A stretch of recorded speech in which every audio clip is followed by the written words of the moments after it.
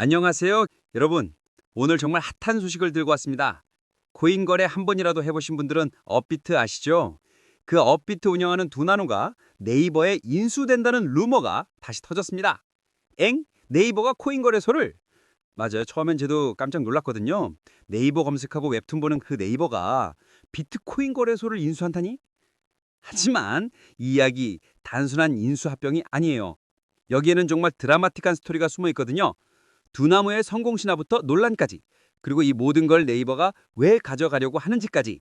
그러니까 끝까지 봐주시고요. 구독과 좋아요도 잊지 마세요. 자, 먼저 두나무가 어떤 회사인지 알아볼까요? 두나무 하면 당연히 업비트죠. 국내 코인 거래소 1위입니다.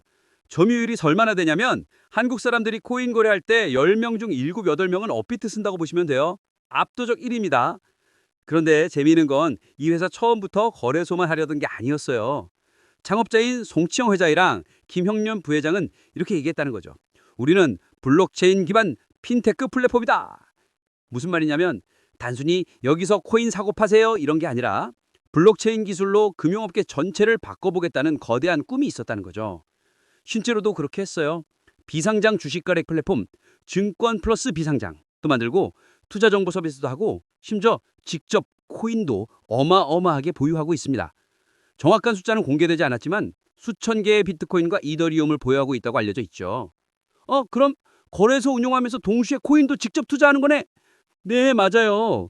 이게 나중에 심판이 직접 축구하는 느낌이라는 비판과 함께 논란이 되기도 합니다. 이따 자세히 말씀드릴게요. 업비트가 얼마나 대단한지 숫자로 보여드릴게요. 한국 가상자산 거래소 시장에서 압도적 1위.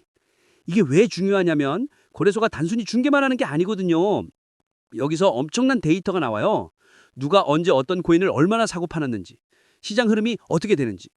이런 정보는 금융업계에서 정말 중요해요.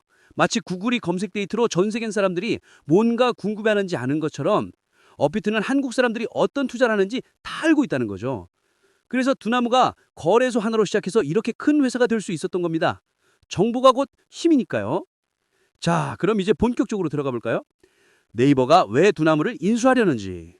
올해 초에 네이버 파이낸셜이 두나무와 주식 교환을 추진한다는 루머가 시장에 돌았습니다. 이 소식 나오자마자 네이버 주가가 출렁였고요. 관련주들도 난리였습니다. 왜 네이버 주가가 올랐을까요? 투자자들은 이렇게 생각한 거예요. 오, 네이버가 슈퍼앱 만들려고 하는구나.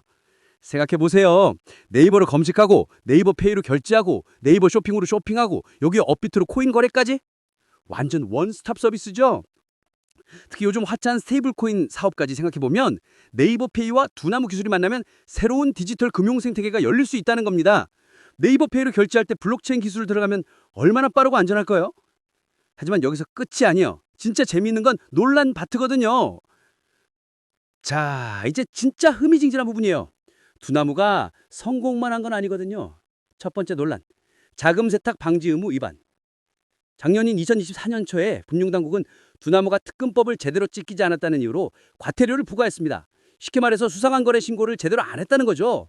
가상자산업계에서 가장 큰 회사가 법을 어겼다는 적에서 파장이 컸습니다. 두 번째 논란. 셀프 상장 의혹. 이건 정말 심각한 의혹이야. 업비트가 자기가 투자한 코인을 자기 거래소에 상장시켜서 돈 벌었다는 겁니다. 예를 들어서 제가 김코인이라는 걸 만들었다고 해요. 그걸 제가 운영하는 거래소에 올리고 김코인 대박 꼭 사세요 하면서 가격 올려서 파는 거죠. 이게 왜 문제냐면 정보 비대칭이잖아요. 거래소는 어떤 코인이 언제 상장될지 얼마나 거래될지 다 알고 있는데 일반 투자자들은 모르니까요. 특히 테라루나 사태 때도 이런 의혹이 있었습니다. 세 번째 논란. 경영진 의혹과 내부 갈등. 최근에는 송치영 회장이 개인 변호사 비용을 회사 돈으로 냈다는 의혹도 있었어요. 그리고 더 재밌는 건 두나무 내부에서도 갈등이 있다는 소문이에요. 창업자들 사이에서도 앞으로 어떻게 갈까 의견이 다르다는 거죠. 한 명은 계속 독립적으로 가자. 다른 한 명은 큰 회사 품으로 들어가자. 이런 식으로요. 그러면 앞으로 어떻게 될까요? 몇 가지 시나리오를 생각해 봤어요. 시나리오 1. 인수 대성공.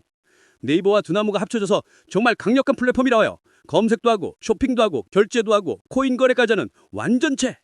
특히 스테이블 코인 사업이 성공하면 한국의 디지털 금융 생태계를 완전히 바꿀 수도 있어요. 네이버 페이로 결제할 때 블록체인 기술이 들어가면 얼마나 빠르고 안전할까요? 시나리오 2. 인수 실패. 규제 당국이 안 돼 하거나 주주들이 반대해서 무산돼요. 그럼 지금처럼 각자 따로 가는 거죠. 시나리오 3. 절반 성공. 완전 인수는 안 되지만 전략적 제휴를 맺는 거예요. 네이버페이와 업비트가 연동된다든지 두나무의 기술력을 네이버페이 같은 서비스에 일부 도입한다든지 하는 거죠. 개인적으로는 시나리오 3이 가장 현실적일 것 같아요. 앞으로 이 상황을 지켜볼 때 뭘 봐야 할까요? 첫째, 금융당국의 반응. 금융위원회나 금융감독원이 어떻게 나올지가 중요해요. 특히 두나무가 최근에 제재받은 상황이라서 더 그래요. 둘째, 실제 계약 내용. 지금까지는 다 루머입니다. 진짜 계약서에 사인하고 구체적인 요건이 나와야 믿을 수 있겠죠? 셋째, 기존 투자자들의 반응. 두나무 주주들이 정말로 찬성할까요? 아니면 더 많은 돈을 요구할까요? 넷째, 기술적 통합 가능성. 네이버와 두나무의 시스템을 진짜 연결할 수 있을까요? 보안은 괜찮을까요? 이런 것들을 계속 지켜봐야 합니다. 오늘 두나무와 네이버 인수설이라서 알아봤는데 어떠셨나요? 성공하면 우리나라가 디지털 금융 강국이 될 수도 있고 실패하면 글쎄요 계속 지금처럼 가겠죠. 하지만 확실한 건 이 과정에서 나오는 모든 선택과 결정이 앞으로 한국의 핀테크, 블록체인 산업의 미래를 결정할 거라는 점이에요. 여러분은 어떻게 생각하세요? 네이버가 두나무를 인수하는 거 찬성하세요? 반대하세요? 댓글로 의견 남겨주시고요. 이런 이야기가 재밌으셨다면 구독과 좋아요, 알림 설정까지. 다음에 또 재밌는 이야기로 찾아뵐게요.